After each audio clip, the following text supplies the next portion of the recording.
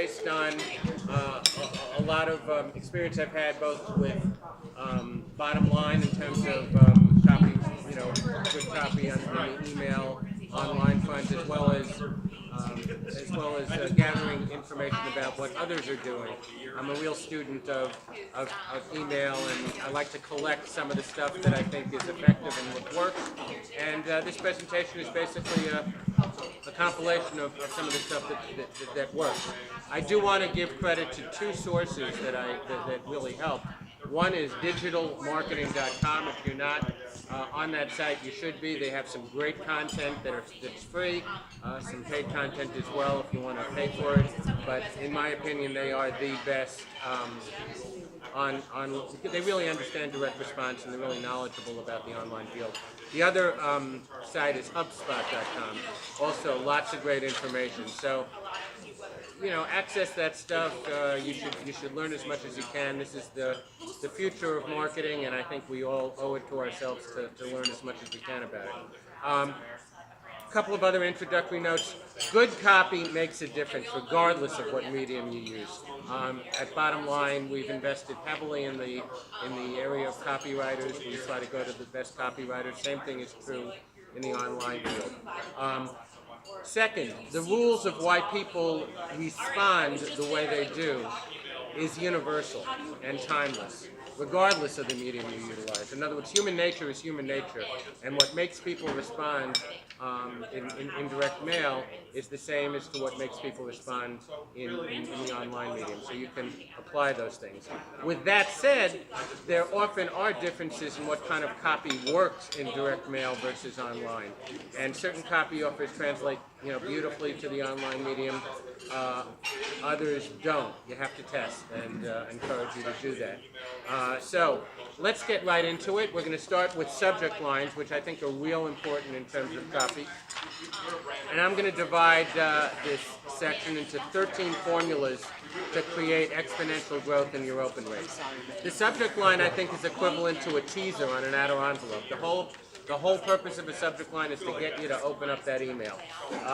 You should always be testing. Subject lines are the most important thing to test. Good subject line can increase open rates by 50 to 100%. You can go from like a 20% open rate to a 30 or a 40% open rate with the right subject line. So encourage you and any of your clients to test subject lines whenever you can. But you have to be sure that you can deliver on the promise of your email, in the email of your subject line. I mean, I could come up with a great subject line like, jury duty notice, important. That's going to get open, but if your email is not going to have anything to do with that, it's pointless. So you have to obviously tie your message to the subject line. So let's go through the 13 subjects, and 13 categories of subject lines, and I have examples. These are real-life examples of emails that I've received and that Bottom Line has used. So the first is reason why headlines. Just some examples. Why do men have nipples? Why you can't remember things? Why do men die sooner than women? The reason why headlines work is because they spur curiosity. And these are the kind of things that if you got this in the subject line, you'd say, well, what's this all about? Really makes you curious. These happen not to be, but there are some others that have been, so it's a combination. Number two, big number headlines. I can't explain why, but this definitely works. If you use big numbers in your subject lines, they tend to get open more. So, as an example, Google gives away 8,911,681 free websites. Trump's $9,376,300 lie. Call me at 800-321-1234. Again, series of numbers, the longer the better. Seems to work, and frankly, I don't know why, but I have tested it and it works. Benefit headlines. Again, this is straight from the direct mail.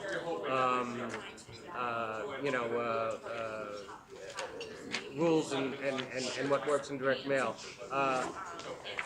Always stress benefits, don't stress features. So, how to get a new job in 60 days. Sleep like a baby tonight.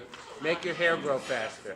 Obviously, that didn't work for me, but create a home-cooked meal in only 12 minutes. These are strong benefits, again, you read it, you say, wow, you know, I can benefit from this, I can learn something, I can gain something, I want to open this.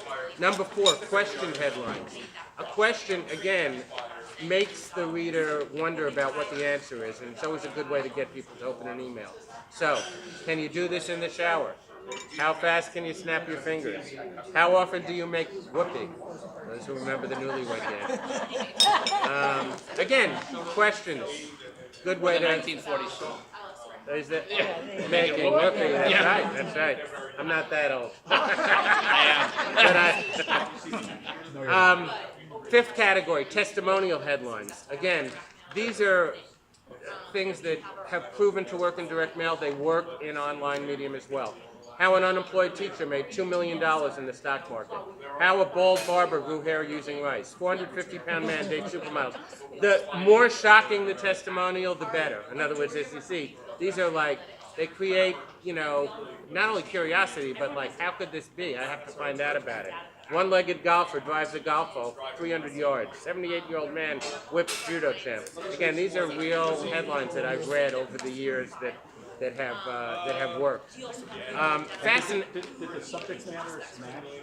Yeah, in other words, the idea is you create, again, depending on what you're selling, but you create a story around this and then apply it to whatever you're selling or whatever content you want to deliver.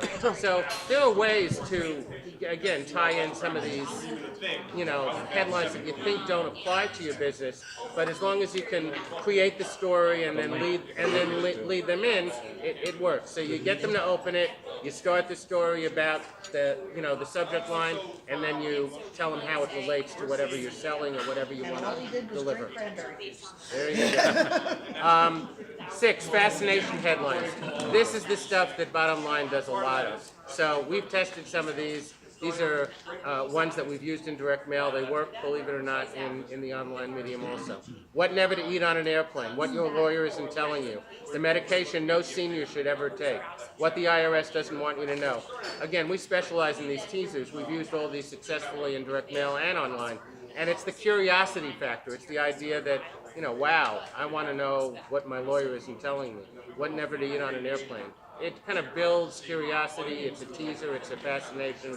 And again, you want to be able to deliver on the promise also, but as a subject line, it's great. 7, personalized headlines. We've used this effectively also.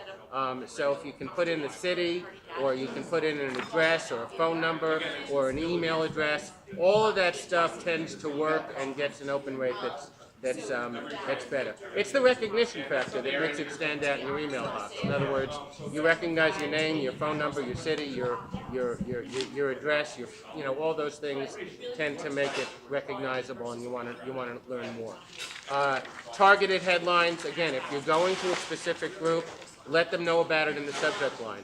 If you're doing a message to veterans, attention veterans, something very simple. Message for Texas residents only. Again, tailor your subject line to the audience that you're trying to reach, and that tends to make people feel important, and makes them feel special and as part of a group. Number 9 are list headlines. Anytime you can put together a list, a top 10 list, those are things that tend to drive people to open up emails. 14 best makeup blogs, 29 toughest survival knives, 21 delicious Super Bowl dishes. Everybody loves lists. Everybody loves, you know, things that are part of a list, and they tend to open it. And you can integrate that into your subject line very, very effectively. Number 10, seasonal headlines. Again, depending on the time of year, if it's New Year's, if it's July 4th, play up the holidays, play up the fact that it is something that people are relating to at the time, and then tailor your message or whatever it is to the holiday. And it doesn't have to be just a Memorial Day sale. It can be something related to the holiday also, in terms of content, in terms of other things. So seasonal stuff tends to work very well. News headlines, again, whatever is in the news, people are talking about it. Mention it in a headline and somehow tie it to your message. You know, Trump obviously very much in the news. You know, if there's a celebrity death, we played up that also. I mean, when Carrie Fisher died, we had a whole article about, avoiding the thing that Carrie Fisher had. So again, anything in the news you want to play up as much as you can in email, and time it, as close to that news event as possible. Anger headlines. Anger is a strong motivator in terms of getting people to respond. So here are some examples of stuff that I've seen or that we've used. Don't get ripped off by the IRS. Why your dumb friends are richer than you. These are things that get you angry. Yeah, why are my dumb friends richer than me? I want to be richer than them. So getting people angry is a strong motivator and gets people to open up their emails. And finally, this is again straight out of the direct mail playbook, scarcity headlines. We only have 3 of these items left. Offer expires in 9 hours. Exclusive offer for our preferred customers. I know it sounds hokey, but you know what? It works. People, are driven by the fact that there's not much time left or not many items left. Use it. It's very, very effective in subject lines. Here's some words that we've used